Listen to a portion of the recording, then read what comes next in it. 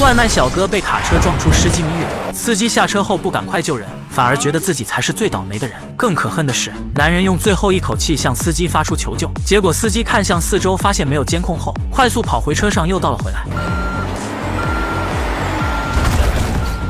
后来法院判决这是一起交通意外，而司机也只被关了1年2个月就放了出来。死者母亲向司机讨要说法，司机不仅态度嚣张蛮横，还把老人推倒在地。然而司机并不知道，他已经被地下判官阿伟盯上。到了晚上，司机独自在澡堂泡澡，阿伟一把抓着他的頭按在水里。不出意外的话，5分钟之后司机必将当场溺粉。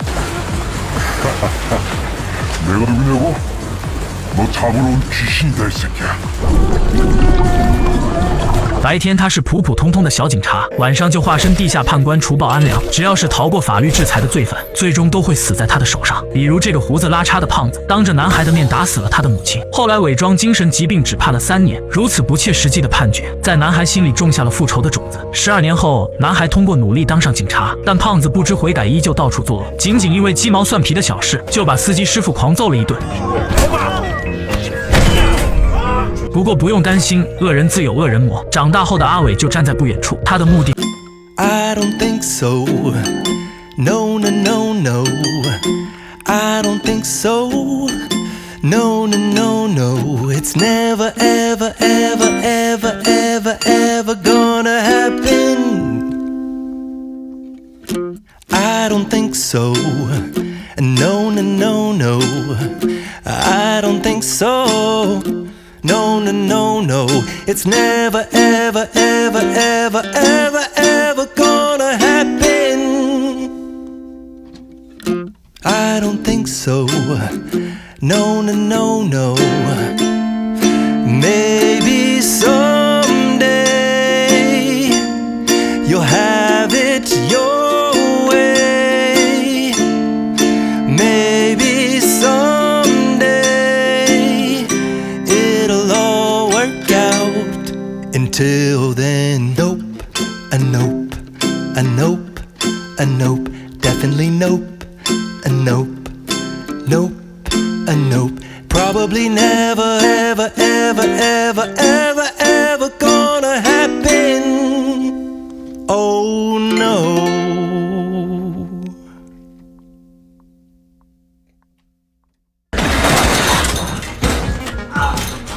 阿伟将男人按在桌面上，然后打入超剂量的麻醉剂，男人瞬间失去理智，晕倒在地上。의사 말고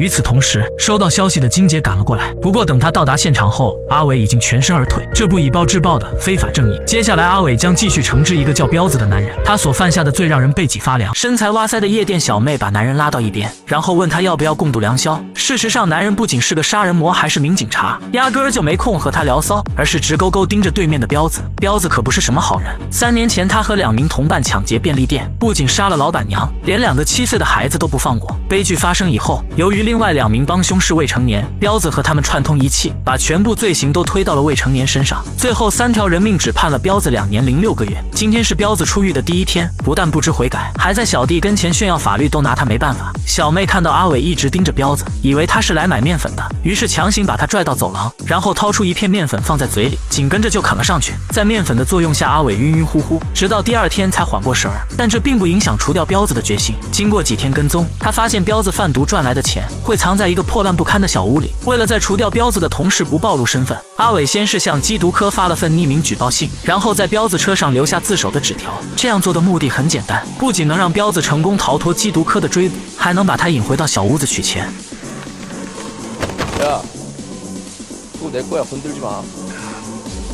阿伟当着彪子的面把钱扔到地上，然后点燃汽油。彪子见状，拿起铁锹抡向阿伟。彪子这名字听着挺彪，但真动起手来那是一点都不彪。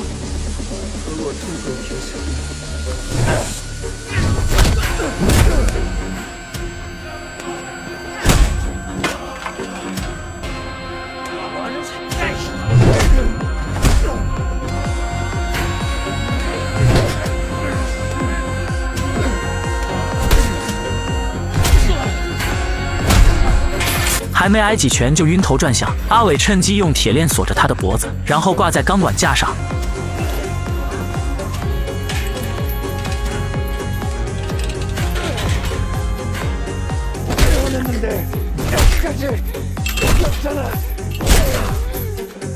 一拳又一拳砸在脸上。这时候彪子终于知道错了，但阿伟可不是来听他忏悔的，直接将他勒死在钢管架上。第2天，彪子被杀的事引起警方高度重视，他们认为惩治罪犯是警方的事，而地下判官根本没有权利杀人，于是成立专案组，全力抓捕地下判官。身为专案组组长的刘能是个狠人，不仅可以一根指头捏弯硬币，还能徒手挪开挡道的汽车。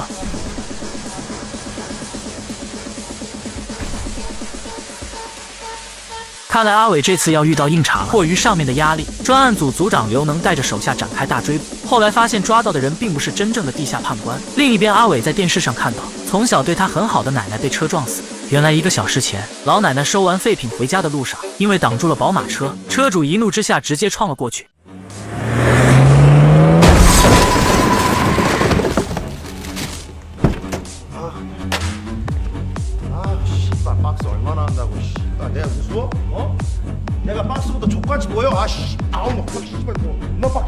路人大哥见状，上去拦住车主不让他走，结果车主还挺横，上去就是一拳，但他低估了路人大哥的实力，足足挨了好几十拳。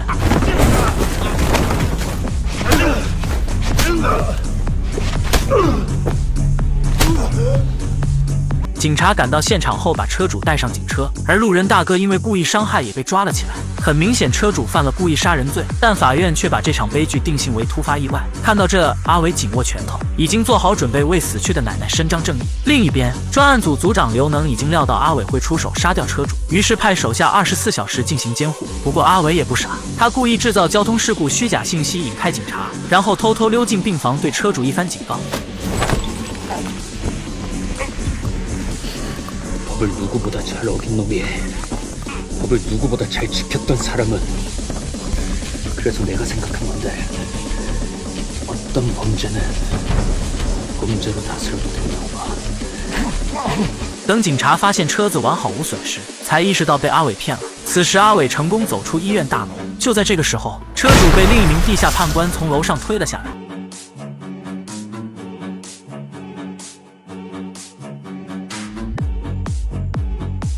阿伟看到那人开着救护车准备逃走，于是半路强行挤上了车。他是韩国第2狠的男子，只比马东锡弱一点点，但总有些不长眼的人非要招惹他。장준씨, 이제 내가 너한테 반말을 하겠습니다. 뭐야 이 새끼야!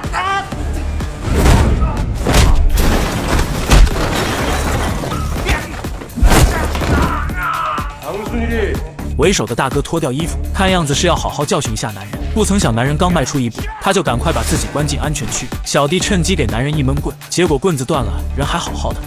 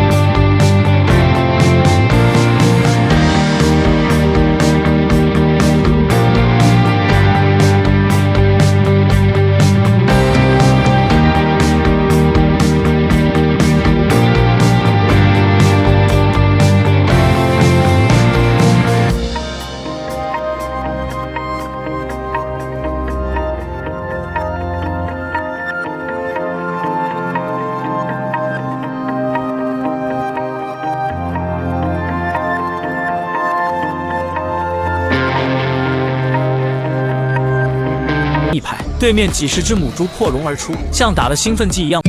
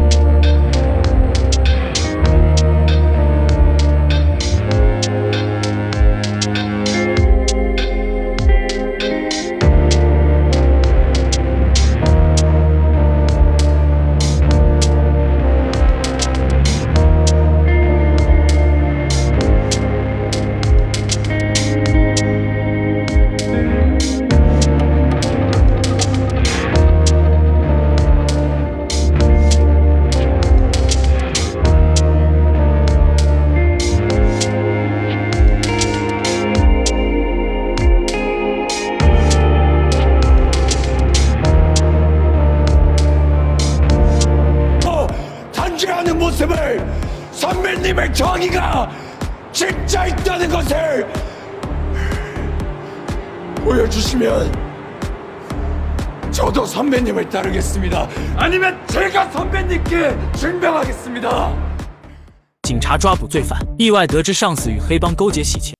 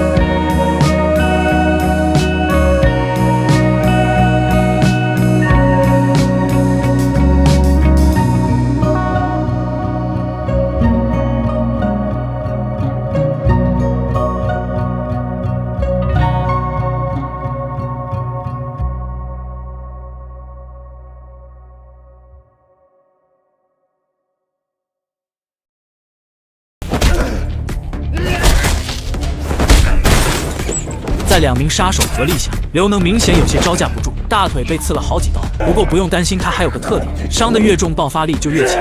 就在他起身反击时，阿伟突然出现，加入到战斗中，这才逼退了杀手。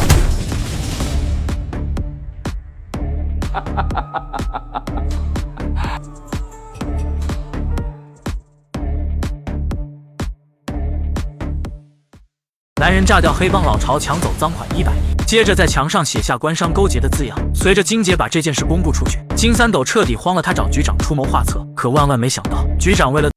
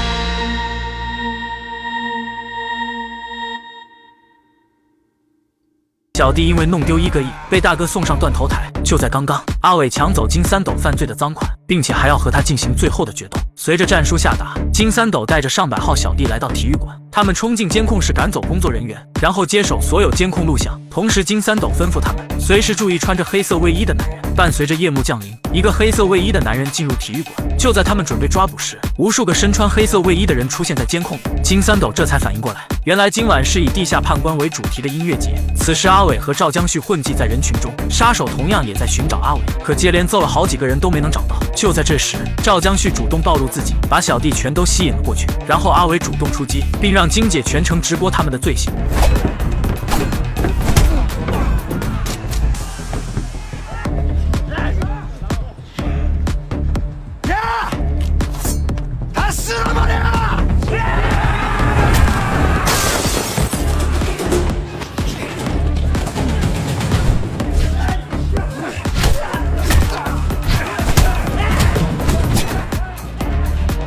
阿伟被追杀的画面传到刘能这里，他穿上防弹衣前往体育馆。阿伟和赵江旭继续与黑帮斡旋，但对方小弟实在是太多，眼看他们就要招架不住，刘能半路杀出。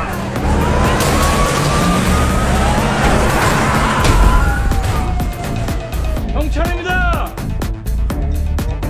전원 무기를 버리고 시키는 대로 하면 사람 취급은 해주겠습니다. 야 뭐하냐? 죽여! 그냥 다 죽여!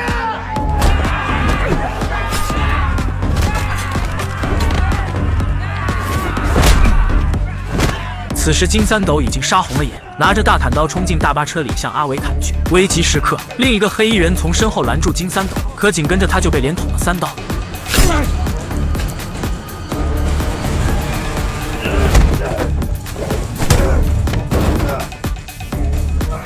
当阿伟掀开帽子，傻眼了，原来是警校的同学。不久后，大量警车赶到，金三斗趁机带着小弟疯狂逃跑，阿伟在后面追，结果跑进一个水窖里。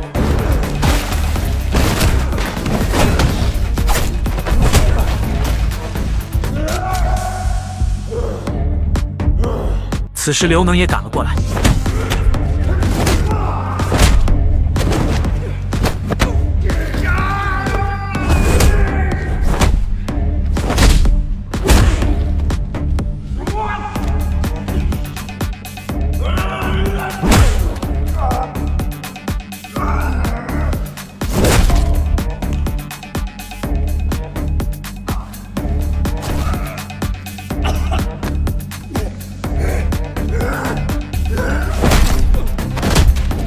眼看正义就要压倒邪恶，不曾想局长出现，连开数枪打死了杀手和金三斗。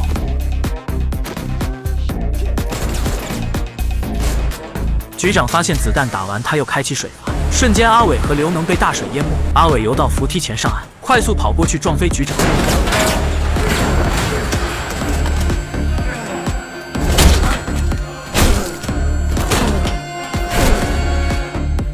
故事的最后，阿伟和刘能以正义之身战胜了邪恶，局长当场力焚，享年60岁。